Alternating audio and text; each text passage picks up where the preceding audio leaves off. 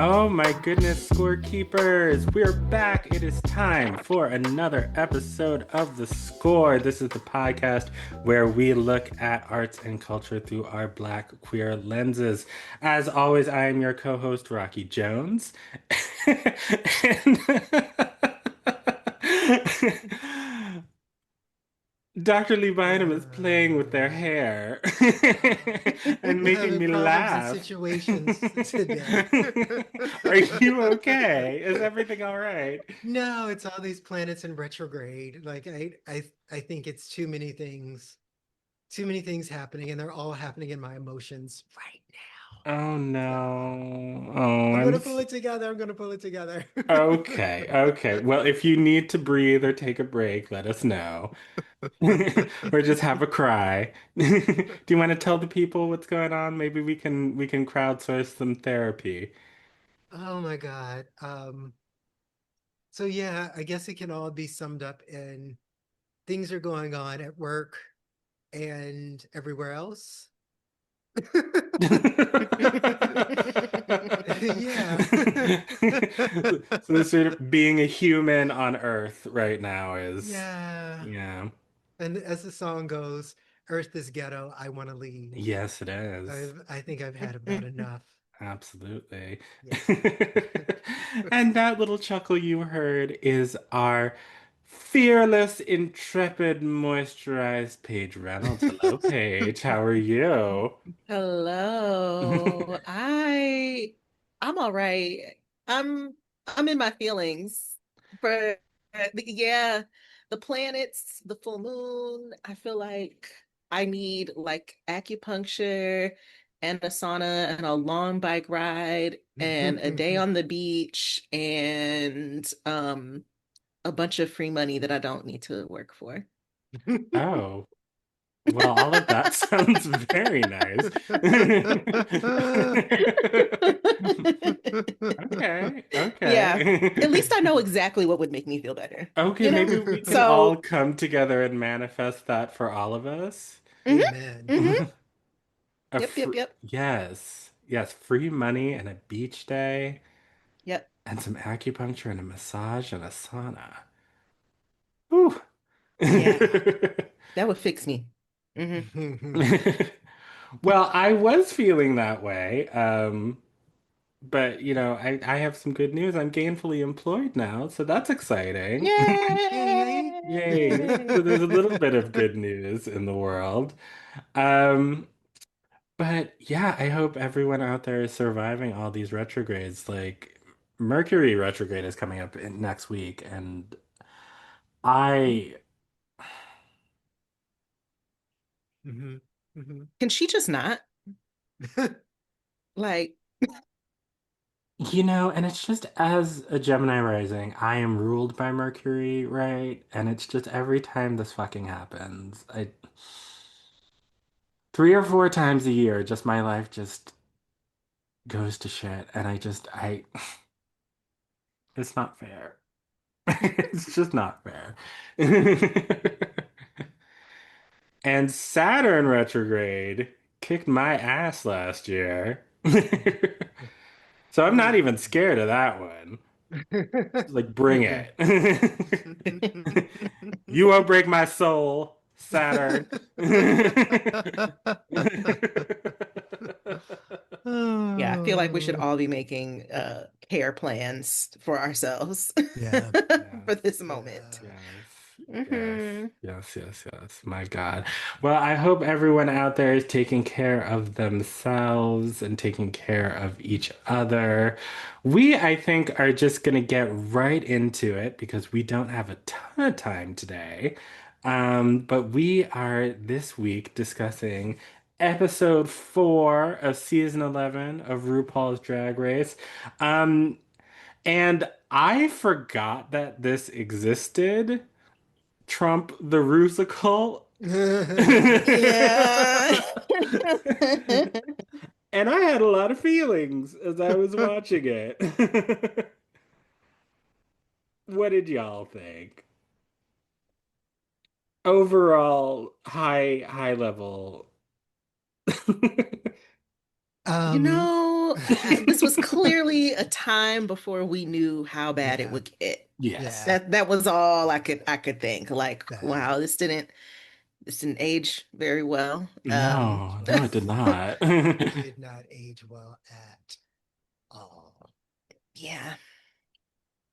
Yeah, Like, in the words of Damon Wayans, hated it. I hated it so much. And last week or last time we were talking about Drag Race, I was talking about how I hate the comedy challenges. Um, I forgot though that at my actual least favorite challenge is the Rusical every year. It's always terrible.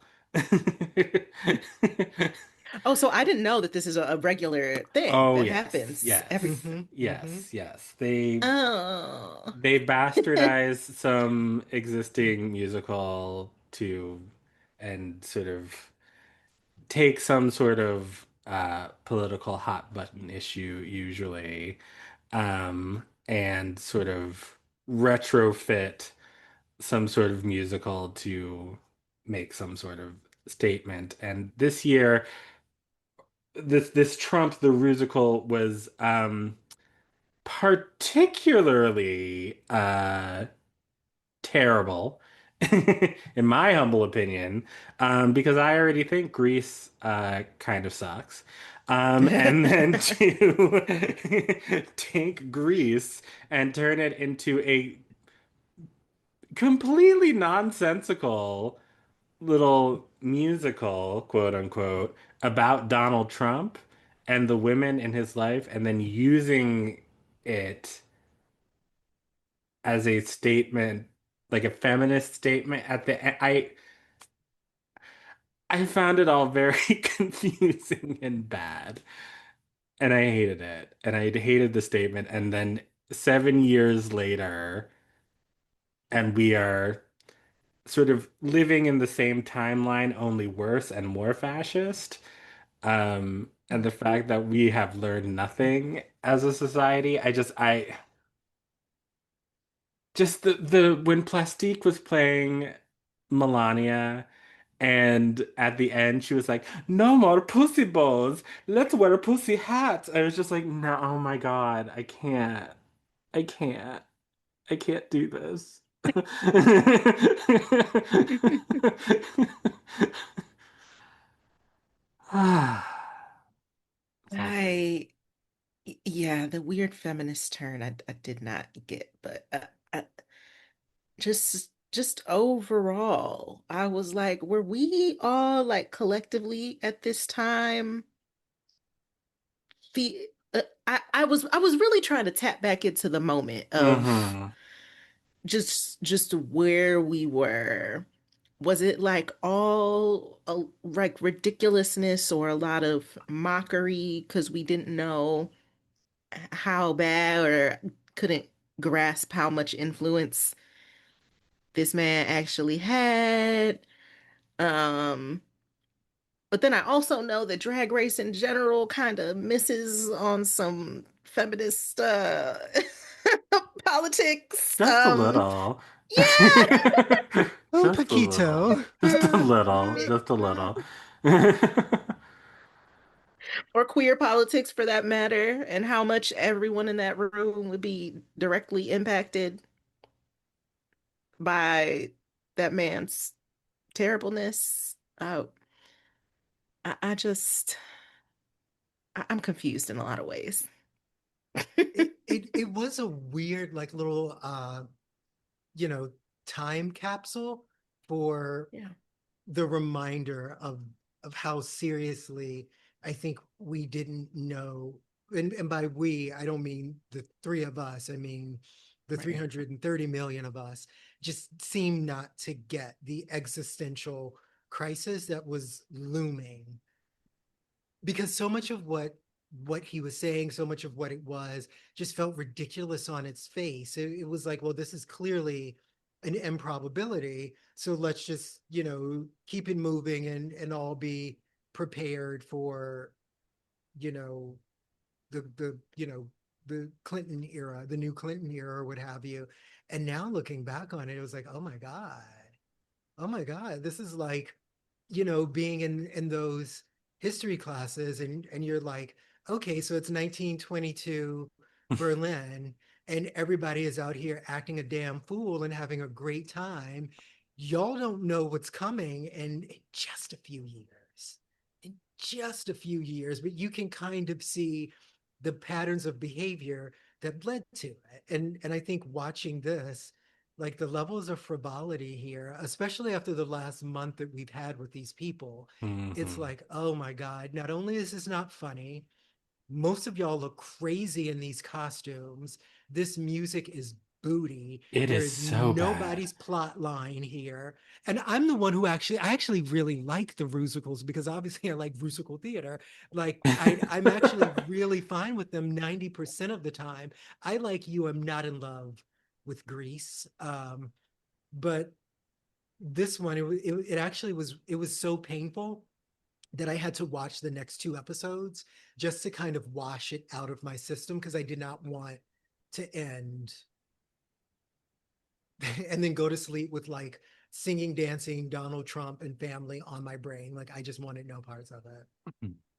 I I literally did the same. I said, we're gonna go on to the next episode because I can't leave it with this taste in my mouth. Oh my God. No, I think my problem in general with the Rusicals is just sort of the earnestness of them all.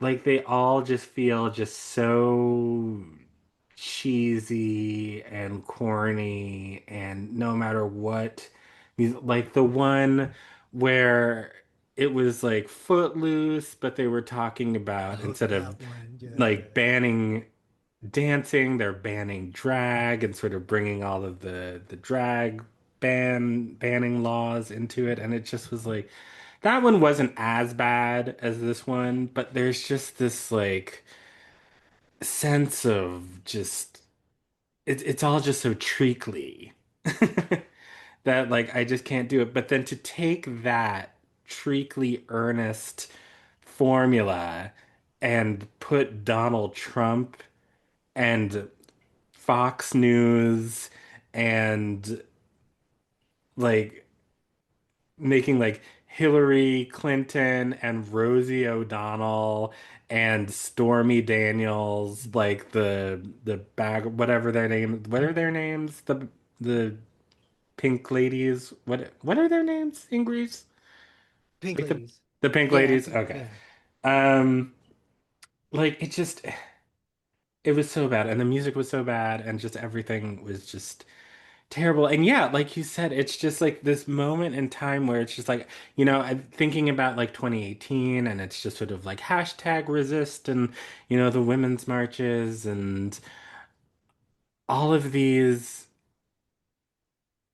Yeah, like it all just felt so farcical at the time. Like, well, Mhm. surely in a couple of years, like everyone will understand that, like, systems are breaking down, institutions are crumbling, now we have this pandemic that just killed a million people. Well, surely people will understand that this man and everyone that he is bringing along with him in his movement is an existential threat, not just to the country, but the entire species and planet. Um, and then, in November of 2020, even more people went and voted for him than they did in 2016. And then once again in 2024, and now here we are. And it all just feels so profoundly unfunny. And then to have Joel McHale on the panel wooing and doing sort of this like evil heterosexual white man routine. The whole thing from top to bottom just felt so profoundly off key. Yeah. No, it was. It. I feel like there's a piece of RuPaul of the show, and maybe the person as well, who thinks about the need to educate like a really broad Hmm. swath of the populace. And I know that a lot of people watch RuPaul who are not queer. And kind of like Will and Grace before it, like it actually had a function of socializing, you know, all kinds of people to the fact that queer people are here, our culture is here, and we are normalized. And I know that like there's certain things that happen across the season that are meant to do that, like the Rusical, and I think this is why it leans into more of the oh shucks aspect of musical theater as opposed to the sometimes winking kind of satirical thing that I think musical theater also can do really well.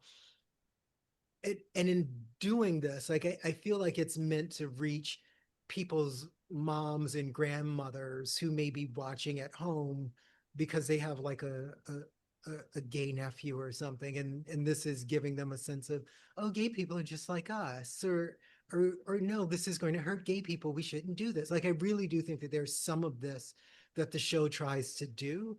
It's just wild on a rewatch Hmm. after the Supreme Court has been running roughshod all over everybody. And it's a direct consequence of people thinking that there is something funny about the MAGA movement and Trumpism, and not recognizing that on the other side of this, there are going to be a lot of people who are dead, right? A lot of people who are dead. And I think you kind of have to use the language of what's happening right now to to to get us from the place of there are no cute numbers, you can't swap out the words, to grease lightning or what have you, and get something cute out of this. So I don't know, like I think if I had been thinking about the season a little bit more holistically, I might have even recommended that we not review this season just so that we don't have to re-traumatize ourselves unnecessarily. But maybe it's a good thing to have revisited this,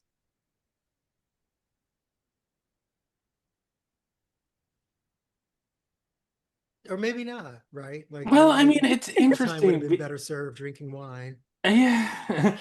I mean, I don't feel like I necessarily needed to watch that again because I do remember also in 2018 watching that live and being like, this is quite possibly one of the worst episodes of Drag Race I've ever seen. So it did Um, feel that way then too. Okay. oh yeah. I was Oh yeah, but I curious. mean, I Okay. think that to me at least, I mean, I'm assuming for other folks, I don't really remember the discourse online Mm. around it. Yeah. Mm-hmm. Um, but yeah, I mean, it was offensive on so many levels. Like, first of all, cheese frightening instead of grease lightning. What does that even mean? What does that even mean?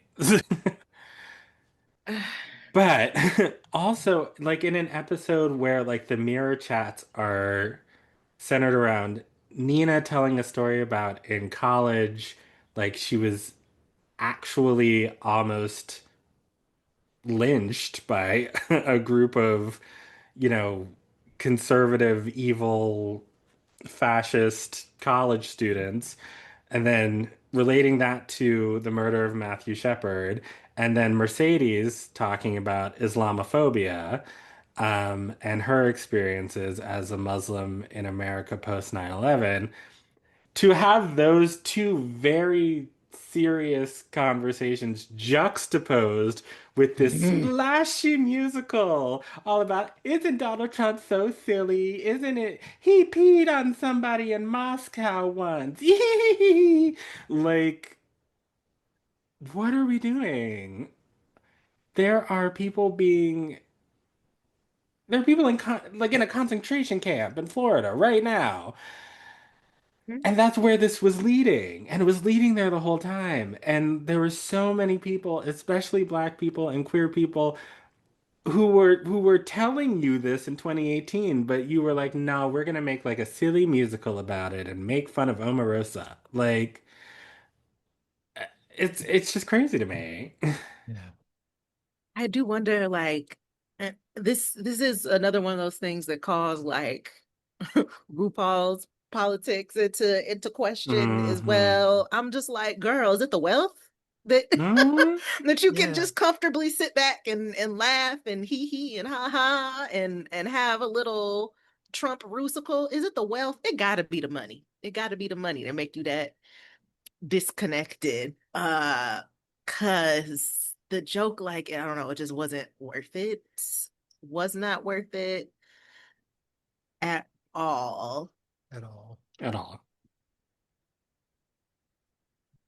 It's got to be money. That's got to be. I mean, and That's the only way I can make it make sense. Yeah. yeah.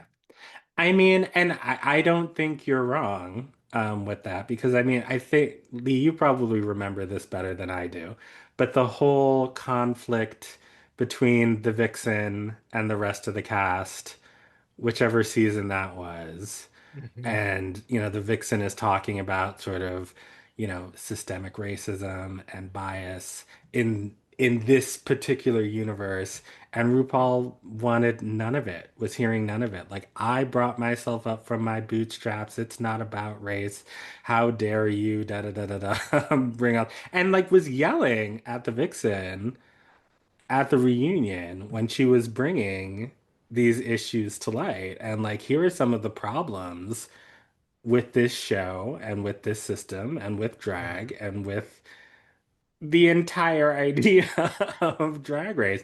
And in my opinion, it was a very thoughtful critique. Um, if delivered in a way that was pointed, and RuPaul was having none of it at all. I feel like there's this thing that happens with a lot of Black celebrities who are exceptional and exceptionalized, right? And Rue is definitely one of one. And the sort of thing that RuPaul has been able to do almost single-handedly around mainstreaming drag has been just absolutely nothing short of extraordinary. Astounding. And I think at the same time that probably puts her in this kind of rarefied space where reality is so obscured around what other people will experience in the same space. And probably also does that funny thing where I don't know, I feel like it makes your memories elastic, where it just kind of stretches certain things out to the point that you can't actually put your finger on what really happened that got you to where you are, right? Like you just kind of lose sense of, oh, I did well with this, and that's how I ended up here, or this door was flung open for me because of these people who came before me. Like I think sometimes you can lose sight of that. And I don't know Rue well enough to know that that's actually what's happened, but it does really feel like sometimes listening to her reflect and certainly reading her autobiography, that it was like you are so aware of the level of fame that you've hit, but maybe the path to how you got there and have stayed there isn't something you've reflected on in quite the same way. Um, I don't know, but that tends to be a thing that I land on that a lot in thinking about Rue Mm. and other people, right? I recently saw an interview with someone who had played with Michael Jordan back in the day, and was reflecting on all kinds of things that nobody wants to hear about their favorite athlete. I don't have a favorite athlete, but if I did, it wouldn't be him anyway. But like it was the kind of stuff that was the same thing. Like Michael Jordan was absolutely singular in the 80s and 90s in a way that other sports people were just weren't. Hmm. And I think you can lose a real sense of everything in those moments. So I don't know, y'all. This one was a hard one for me, and I didn't like the runways. So like there was no counterweight at the end of the episode. Like the talking heads weren't that funny. So I was in my feelings from start to finish. Um, yeah, Yeah. it was a no for me, dog. I just thought it was interesting that the theme for the runway was orange, and the whole set is orange and pink. It's like literally everyone's outfits clashed with the room that they were in. It all just looked so ugly. Ugh, the runway did not help at all. And I was also like, just orange. That's just the theme. Just Well, put on Trump, something you know. orange. I mean, yeah, It's just I get it, but Trump from start to like finish. I appreciate the ones who brought just a little bit more to it. You know, Yeah. I uh it was painful. This was painful. So I don't know. I mean, Also, oh, go ahead. my feelings about Greece specifically. Yes, Mm, please. I used to, you know what? I used to love Greece as as a youngin who maybe also Yeah. is not as developed in their in their film and musical critique. The it'll always be iconic, obviously. Like, we love the era, the whole bad boy, good girl kind of thing. But also, I feel like Grease falls apart after you see the movie Cry Baby and you realize that that's actually the movie that you wanted. That's Yes, actually what you wanted. I will give you that. Absolutely. Yep. I never saw Yep. Crybaby. John Waters, Hmm. Johnny Depp. And there's also a musical version of that that's a little less successful than Grease in terms of like being a coherent piece of storytelling, unfortunately. But Crybaby it's a much better Hatchet Face. I get it's such a good movie. Oh, it's such a good movie. It's so good. I love John Waters. And maybe that's kind of what was missing. Like it was the wrong kind of irreverent, this rusical, like it because I Yeah. didn't even Hmm. feel like I didn't feel like the lampooning went as far and as intense as it probably would have needed to make it to make it work. Yeah. Absolutely. Like if you're gonna do like I feel like there is a way to do Donald Trump the Rusical Yeah. and just skewer everything to a degree and heighten everything to a degree that it could work. I think Yeah. it's a thing that could work. But to just like pull the punches the way that they did, it Yeah. it in 2025 it felt like, like, oh, we're just sort of lightly roasting him so we don't get in too much trouble is the feeling that I Mm-hmm. had walking away from it. To the point that it just there were parts of it that just didn't make sense. I mean, parts of it, the whole thing didn't make sense. Yeah. Like none of it made any sense. Like why was Oprah in it? Why was Silky playing Oprah?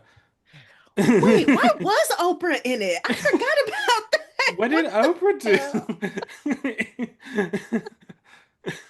Yeah, that's a very good question. Actually, I mean, I'm glad I feel like this was like one of Silky's finest hours. Um, Definitely. but I Mhm. didn't and I loved her runway look. I know we'll get to the runway, but I'm like, oh, so Silky has a nasty, nasty makeup hand. What she does She with looked that gorgeous. She face. really did. She did. The wig, the dress, the Yeah, makeup, everything was working. Yes. The it all came proportions. together. Yes. Yeah. Hmm. But yeah, I don't know. Like that is a good that is a good question. Well, I guess we can get into it really quick. Yeah. So we enter the queens come back from the six-way lip sync. They're all traumatized, and Honey Davenport's uh Oh yeah, I forgot about that. You're Yeah. right. Isn't that crazy? They are traumatized after her departure. Lessons are learned. We all have to step it up, yada, yada, yada. There's a little Rachel Maddow mini challenge where they have to dress up like Rachel Maddow, again, very 2018, and read off a teleprompter. I couldn't follow what was being said, so I can't imagine they could. We learned that a lot of them can't read. Uh, which that's fine. We learn about Donald Trump the Rusical, and here's the cast list. Are we ready? See.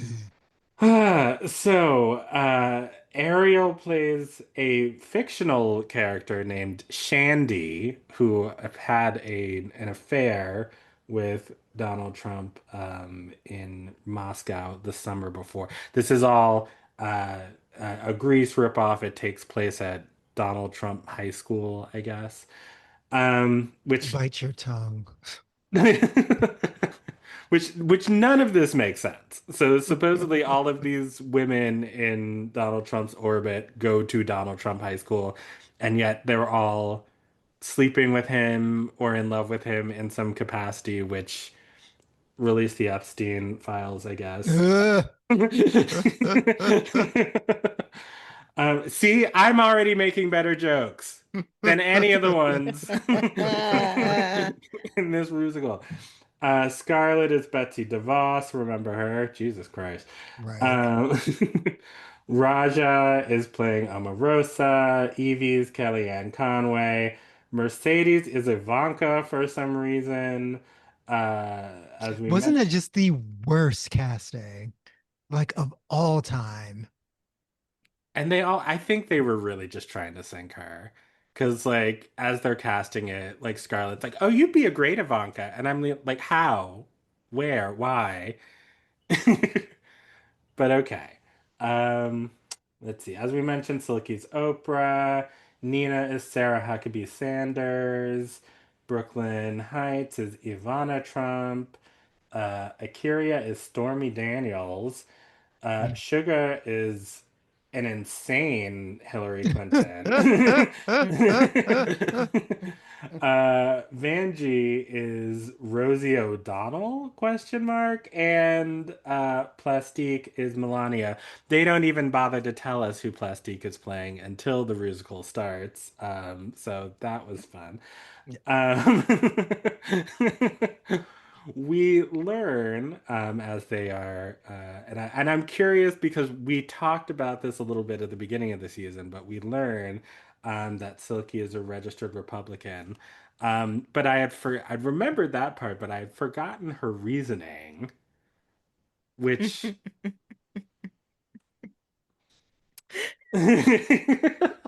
I just said, okay, girl. okay, because of gentrification and gerrymandering, she is trying to infiltrate the Republican Party and take it down from the inside.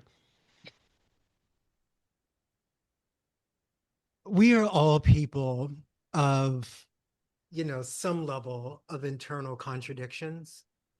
And I just kind of had to leave it there. Like I'm sure I say things all the time, probably on the show, that leave people thinking, huh, okay.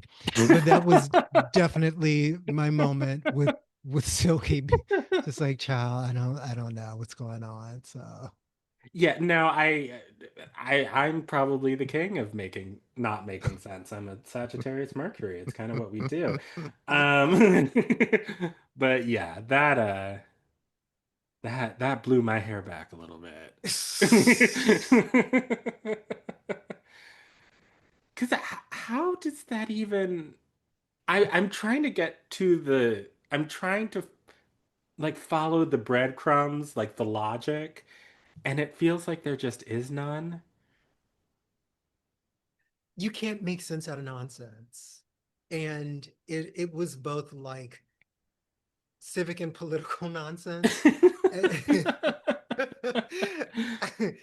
As well. I mean, just she could have said anything there, right? Like I was dating somebody and they were a Republican, or I registered when I was 19 and I didn't have a political education. I mean, but for that to be the thing, it was like, ma'am, Because get off my Nina said computer. something similar, like her family growing up was conservative and Republican, and so she, when she was young, just sort of voted Republican because she wasn't out of the closet yet. And once she did and she educated herself, then she started advocating for progressive causes. And it's like, okay, that makes No, sense. it made Mm, Complete complete sense. sense, right? But also, Nina is a white man, Yes.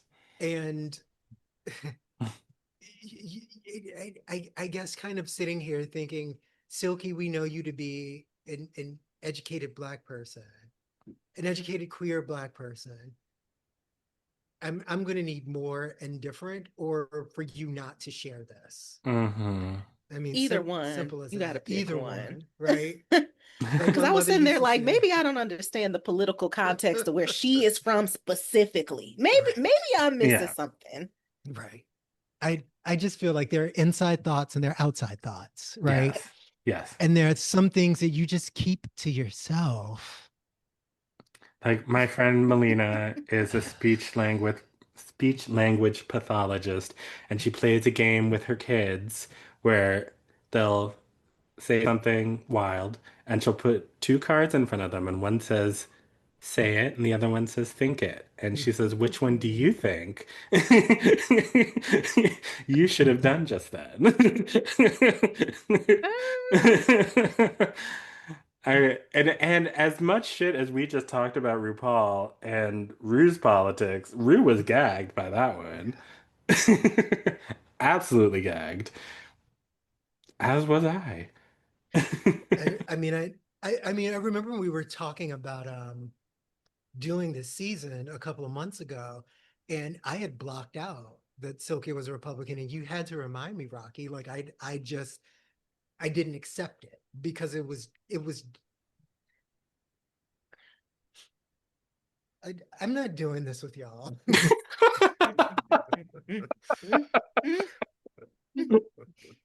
Okay, Oh so Jesus. then we go to dance rehearsal with Giannis Marshall, who's a shady little Frenchman. Hmm. My goodness.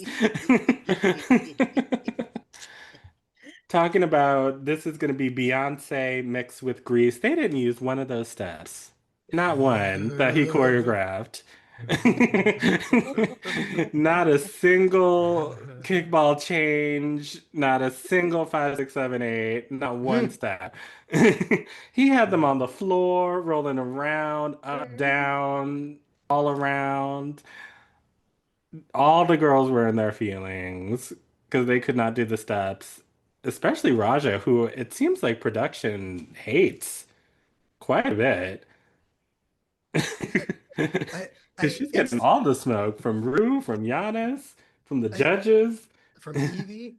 It's I feel like Raja had such a tremendous glow up between this season and when she won Canada versus the world Hmm. that I forget how much like she actually grew, because every time I think of Raja in my head now, I think of her as always looking flawless and always being just so on top of everything. But she kind of struggled Hmm. through this season in a lot of ways. And yeah, it was she was another one who had like a really rough week. Nobody as rough as Mercedes, but damn. No, no, no, no, no, no, no, no, no. And speaking of Mercedes, I just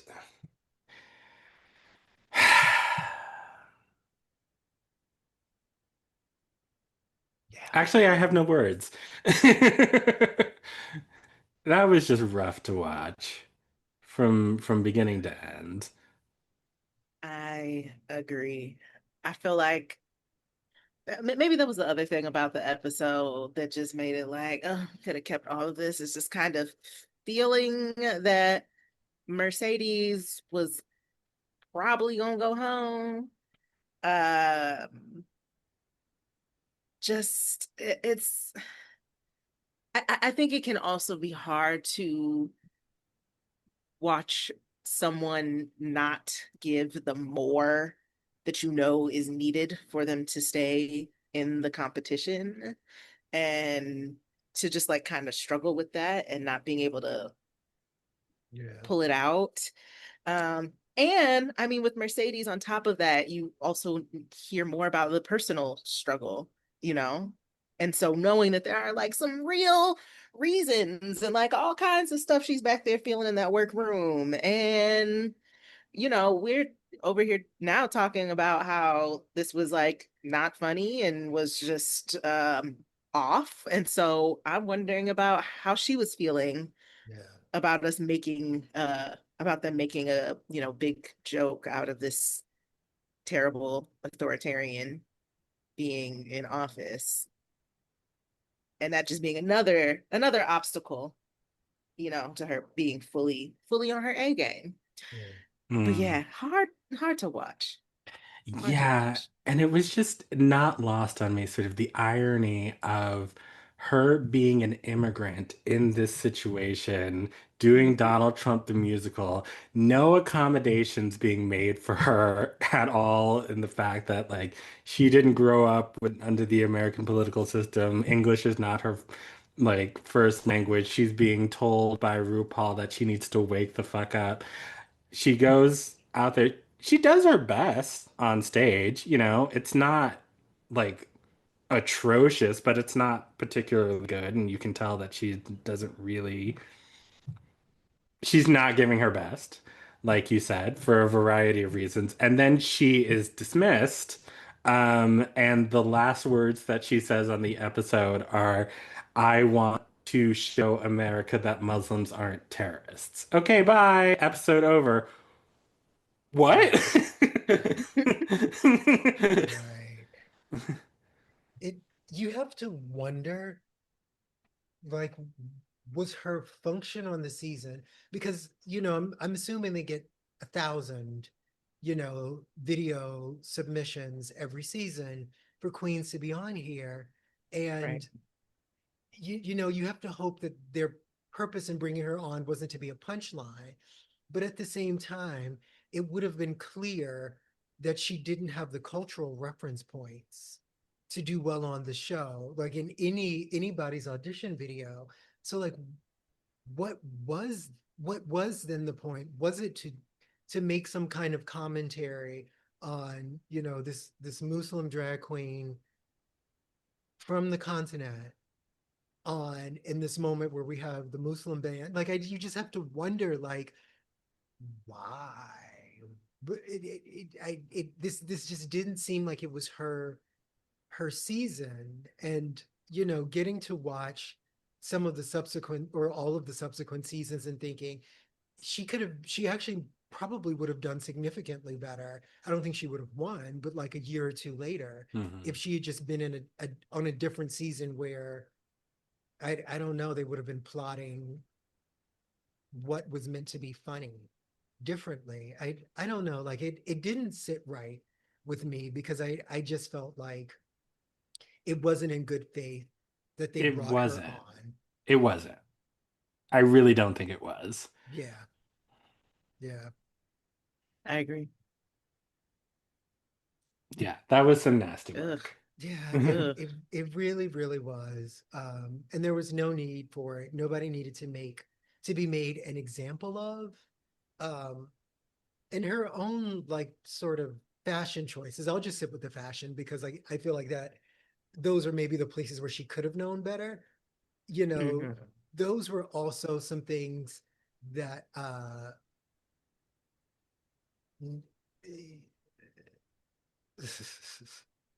she seems not to have been ready to do the show. Just not ready. But then again, Ariel Versace speaks perfectly fine English, seems to understand what the reference points are supposed to be, and is doing just as struggle bussy as Mercedes is. So I don't know. Maybe there was a slightly more equal opportunity effort to make some girls look an absolute fool on the show. I don't know. Well, I mean, I think with Ariel, oh, I was gonna say something so mean. Now I feel because I have the drag race queens in my head going like, you don't do drag, you don't get to critique. And it's like, perhaps, but just as a viewer of the show. And the Yeah, as a way loyal that viewer. yes, and the way that she is being edited and the things that I have seen on the runway, for the most part, they look, you know, made okay, but there's a taste level question, right? You can have all the money in the world, but it doesn't buy taste. I feel like Mercedes, we hear all the time that like, these queens have to take out like a second mortgage in order to like afford all these costumes and whatnot.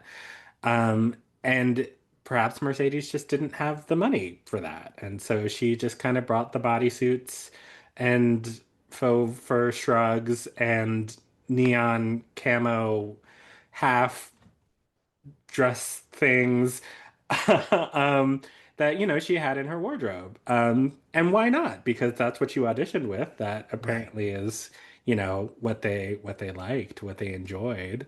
Um, and it also sort of brings back that good faith argument that I just don't think that I think they knew that this was a queen who was going to struggle.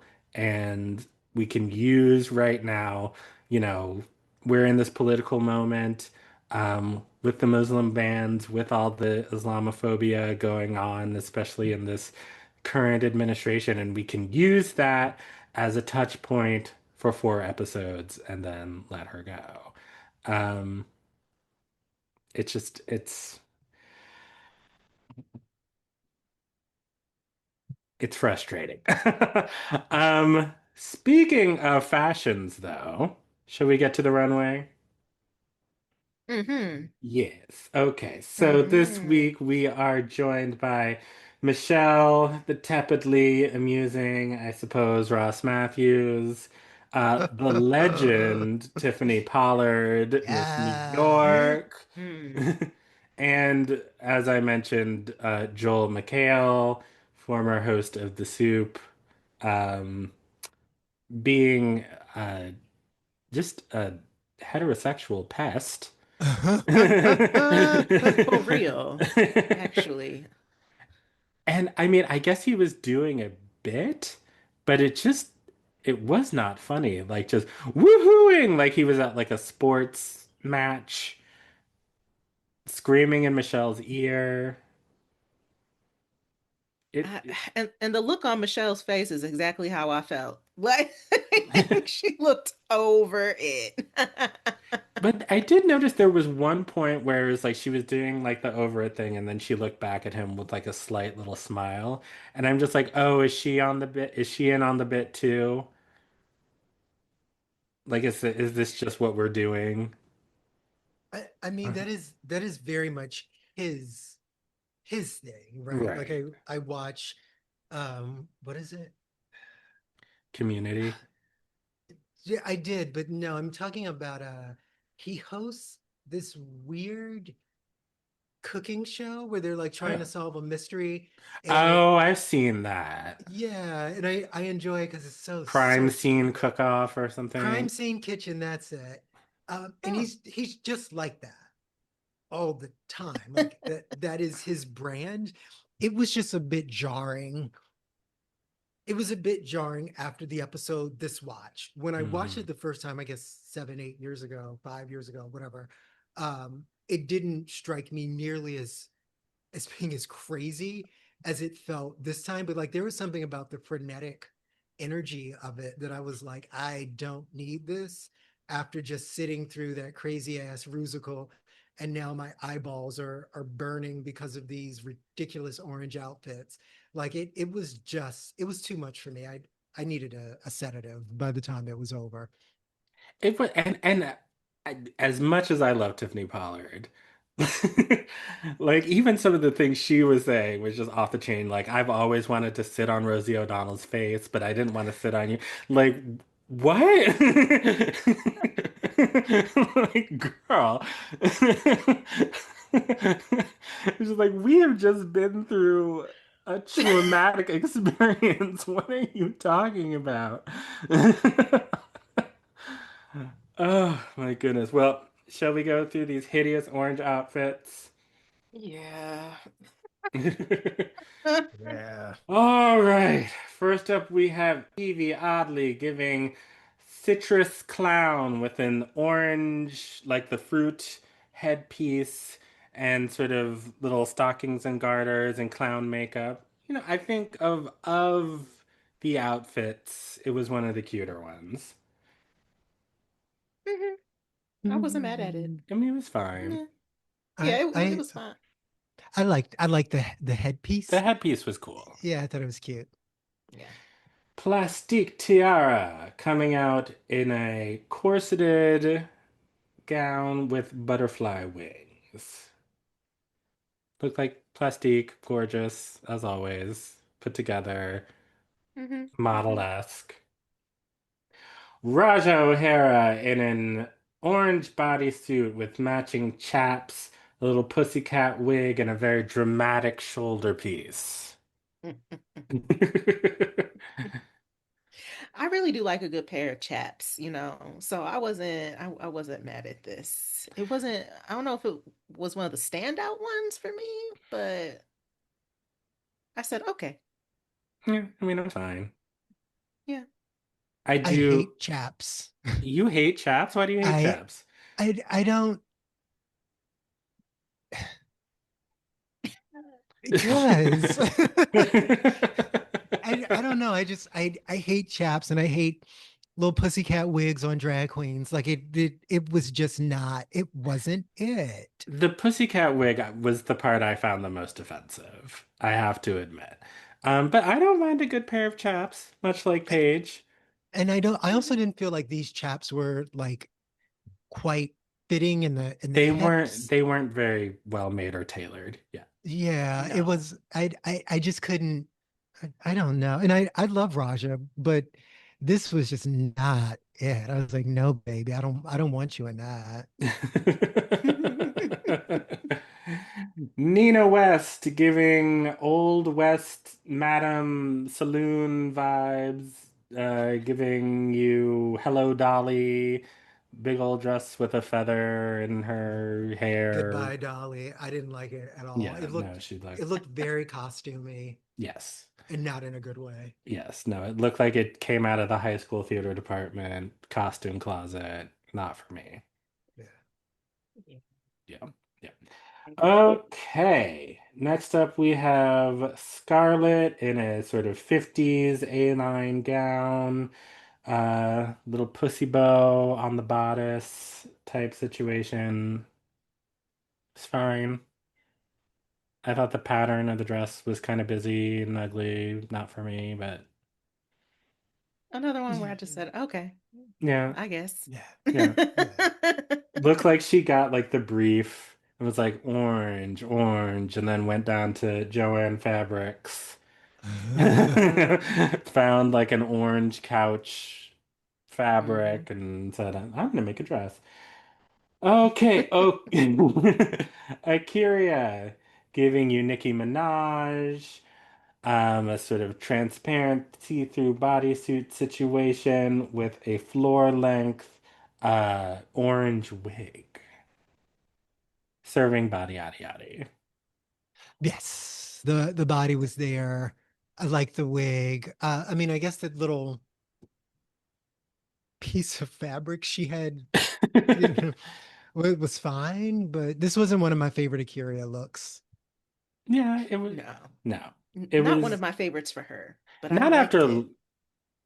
it was fine. Not after last week with like the chandelier headpiece and the first one with like five Yeah. wigs on her head and whatnot. This just felt Yeah. very pedestrian.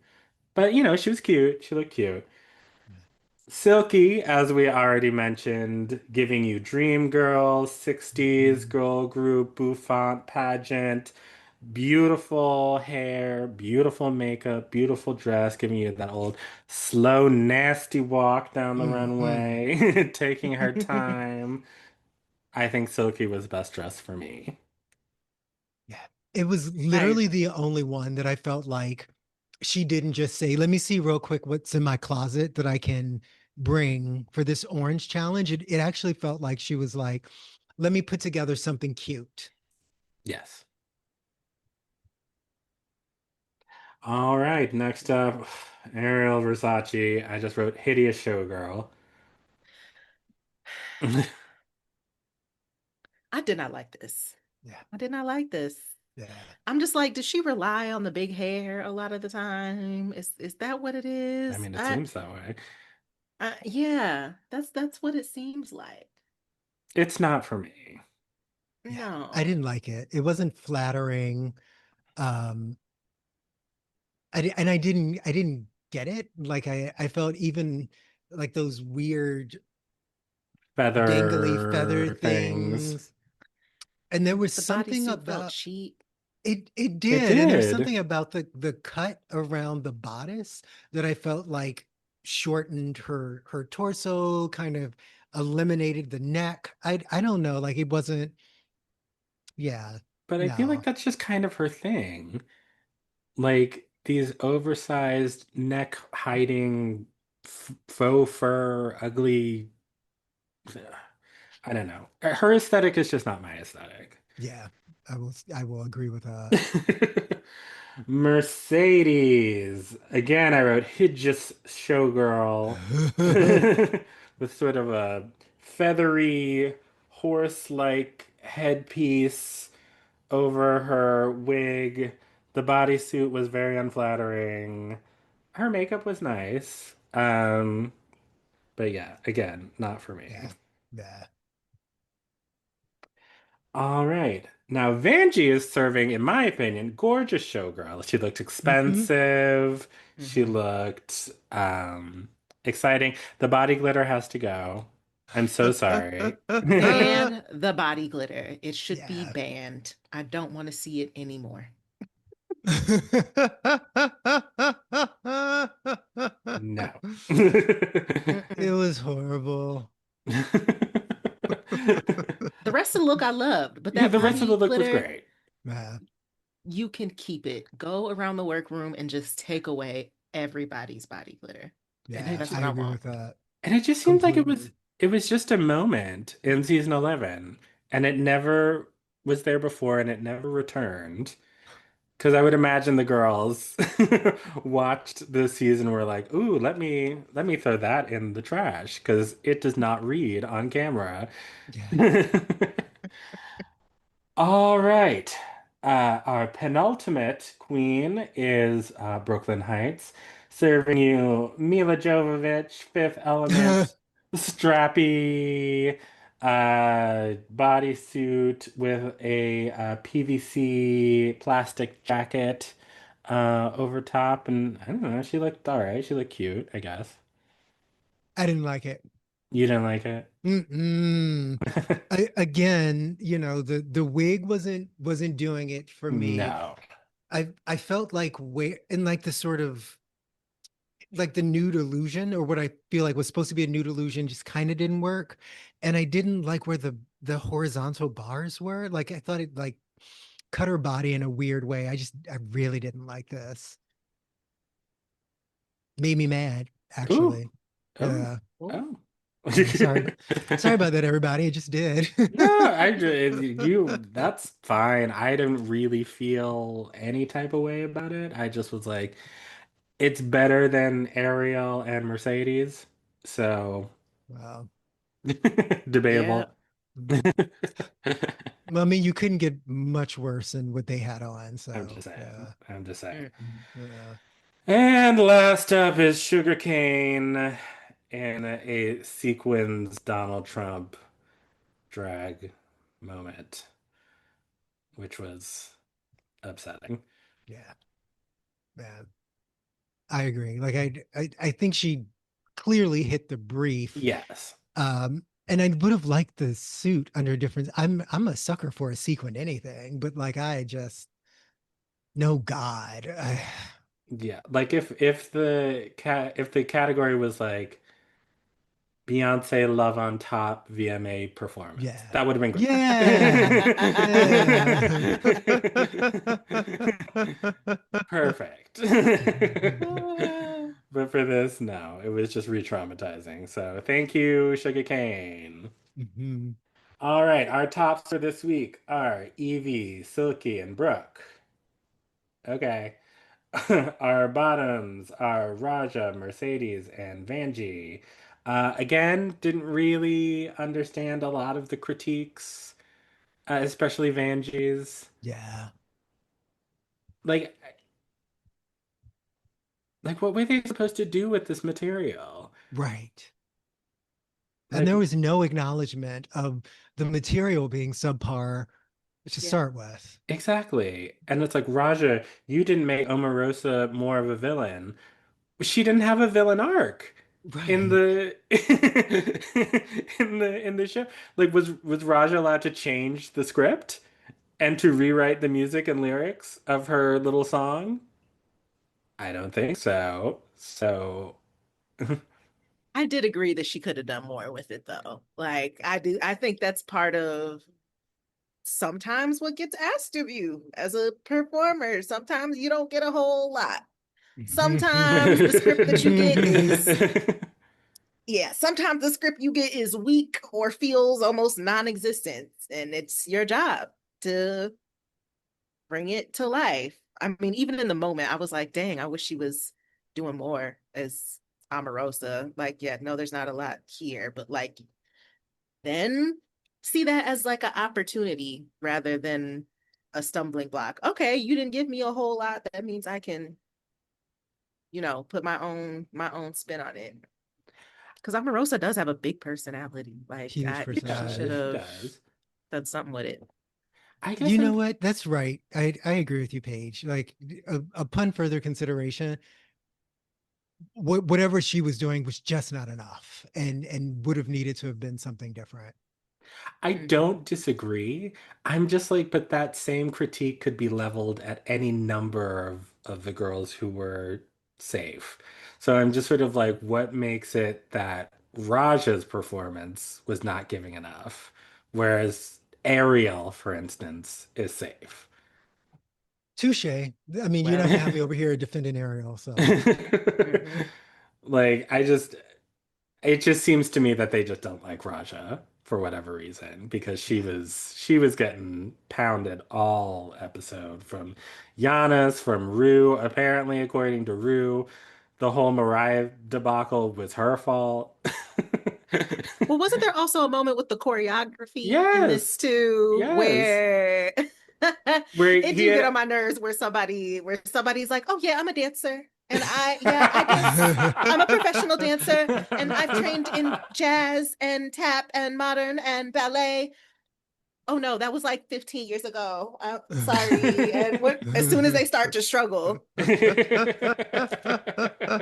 that's why I was not mad that she was in the bottom because I was like, girl, you did it to yourself. You played yourself. She did. Yeah. She did. Okay. Okay. Okay. Okay. Okay. You shut me up. That's correct. She played herself. Yeah. That is correct. That is correct. All right. The winner is Silky, well deserved. And she did Yes. not want to play Oprah at the beginning, I but there remember she that. goes. There she goes. And our lip sync is Raja versus Mercedes, Living in America by James Brown.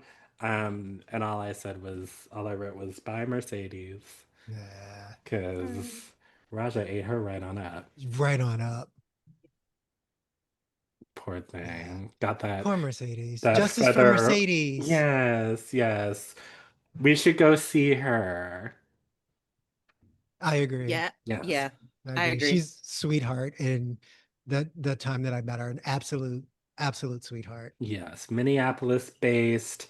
Anyone who's in the Twin Cities, go support Mercedes.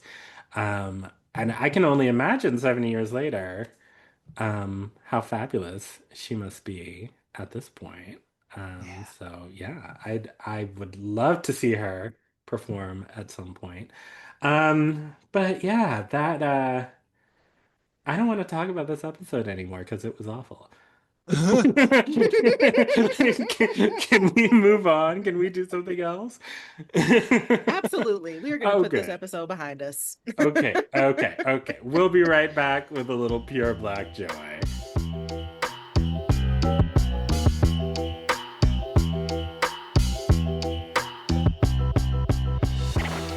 All right, we are back, and it is time for Pure Black Joy. This is the part of the show where we talk about the Black people, places, events, music, culture, art, food that's making us happy this week. And we have one big collective Pure Black Joy this week, and it is our very own Paige Reynolds, Mabole Inawale with their incredible news, and we could not be prouder of you. Why don't you tell the people what is happening? Gladly. It was recently made public so I can fully talk about a wonderful fellowship opportunity that I got from Pillsbury House and Theater, based here in Minneapolis. And I am one of the 2025 Naked Stages Fellows. Yay! Ba, ba, ba, ba, Yay! Now, what does that mean? What does that entail? Tell us everything. Yes, as a Naked Stages artist fellow, I am one of three artists who get to take part in a 7-month program that is dedicated to early career performance artists, and gives us financial support, mentorship, artistic development, and specifically to create a new solo work, with support from the Jerome Foundation. Shout out to them. We get to spend several months, working with each other to develop our work, getting all kinds of mentorship from folks at Pillsbury, like our program director Masanari Kawahara. Shout out to him, he's fantastic, and other artists who are mentoring us throughout. And it's just great to have the full support that is meant to contribute to process and not just making a final product. Although I know the final product will be wonderful, I'm planning to make a really meaningful show, and I have seen the things that other people have made and just how the program has culminated for them. But it's really about process, and that's what I'm most excited about. So that means I'm developing a new work that will premiere in November. Yeah. Well, I cannot wait. Yes. We will be there, obviously, with bells on or whatever you want us to wear. And we could Thanks, not, y'all. and we couldn't be more proud of you. Congratulations. Oh, thank Yay. you so much. And also shout out to the rest of my cohort, to Dottie Rose and to Akiko. I just love being like in a cohort of artists for things that I'm doing. Like I it's a context that I thrive in. I think it's great to be working on your own stuff, but art is just, it thrives in conversation and in community, and I'm already learning so much from my cohort members, and hearing their stories and approaches and sharing mine and getting feedback, and I'm looking forward to just more of that, how we can support each other as artists. So yeah. Yeah, congratulations. I can't wait to see something you've created after all these years. I'm so curious and Mhm. excited that we're all going to be naked. Oh, I didn't even think about that. So we won't be wearing bells. We won't be wearing We won't anything. be wearing anything, but Well, I'm fine with that. Maybe just some Well, y'all could chaps. come clothed that you want to. I Just might some be naked. Who just knows? some I don't chaps know. just to piss Lee off.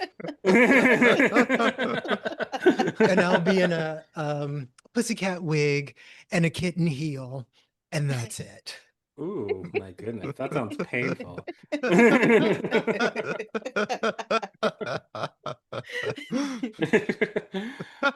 Well, you'll have to keep us apprised of everything that's happening and when we can come see the show. Yes, this Certainly. fall. Cannot November's wait. right around the It corner. really is. It really is. Listen, don't I know it? Don't I know it? Well, I think on that wonderful news, I think that is where we're going to leave it for this week. As always, hit that subscribe button, leave us a review. It really helps us out, and tell your friends about the show if you feel like there are some like-minded friends who would enjoy what we're putting out into the world. But I think that's it. And any words of wisdom, y'all, before we go for the people? Oh God. I mean, please stay aware of what's happening at the federal level with the passage of that big garbage bill and everything that the Supreme Court is doing. Lots of things are changing, and these are things that affect every single person who is listening and every single person that you know. So please be completely aware of what's happening, understand your rights, and share it with those that you care about so that we can all not be caught out there in the ways that we really might get caught out there in the next few months. Absolutely. I was Ashe. going to give a similar word of Yes. wisdom. If there are people in your area or folks nationally who do this virtually, take some kind of training on knowing your Yeah. rights or on doing legal like observation of ICE raids. I took a training like that last night and it was very, Mm. very informative. Hmm. And it doesn't necessarily mean you have to be one of the people who is on the scene to observe or to go out to where there's a raid happening. There was that, kind of opportunity to sign up for that thing at the training that I was at, but there was so much that was just things that everyone needs to know, things that everyone should know. Don't think that, oh, it's not about me because I have whatever citizenship status and all of that. First of all, they ain't following no rules. They Mm-hmm. ain't following the rules. They're snatching people up, girl. And it could happen really anywhere. And you should know what your rights are. So yeah, that's my advice. There you go. Whew. Well, I was gonna make a joke, but now I'm not. This light and easy little episode that we just had. Yes, yes, yes, indeed. All right, and on a personal note, tomorrow is my husband and I. It's our 13th anniversary. So I just want to say happy anniversary, Dennis. I love you. But that's it. I'm done. And we'll see you in 2 weeks. Bye, everybody. Bye, America.